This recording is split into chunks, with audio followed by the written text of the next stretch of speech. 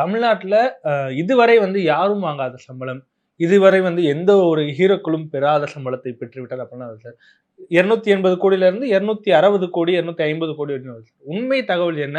விஜய் வாங்கிய சம்பளம் வேற யாருமே வாங்கலையா? உண்மைதான். ஆக்சுவலா 250 கோடின்னு சொல்றாங்க. அதை ஓகே. தாண்டி சொல்வதெல்லாம் ஃபேக்கா இருக்கிறதுக்கு வாய்ப்பு இருக்கு. ஓகே. இந்த 250 கோடின்னு சொல்றாங்க. அது என்னன்னா, அவருடைய கடைசி படம். ம். ஸோ அந்த படத்துக்கான ஹைப்புன்னு ஒண்ணு இருக்கும்ல எப்பவுமே. ஸோ அதையொட்டி வழங்கப்படுகிற சம்பளம், அதையொட்டிய பிசினஸ் தான் இத நம்ம பார்க்க வேண்டியதா இருக்கு. அதனால அதுல நீங்க சொல்றதுல ஒண்ணும் பொய்யெல்லாம் இல்ல. உண்மைதான். அதே மாரி வந்து விஜயினுடைய எந்த ஒரு படத்துக்கும் இல்லாத விநியோக அமௌண்ட் வந்து இதுக்கு வந்து வந்திருக்கு. கேரளாவில் மட்டுமே வந்து ஒரு 50 கோடியிலிருந்து 60 கோடி வந்து போகுது. அதே தமிழ்நாட்டுல இருக்கக்கூடிய எந்த ஒரு படங்களும் பண்ணதில்லன்னு ஒரு தகவல் சார். இது எந்த அளவுக்கு உண்மை?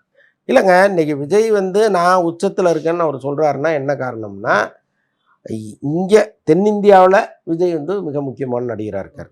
தமிழ், தெலுங்கு, மலையாளம், கன்னடம். இந்த 4 லாங்குவேஜ்லயும் அவர் வந்து அவருடைய படங்கள் பெரிய அளவுக்கு போகுது.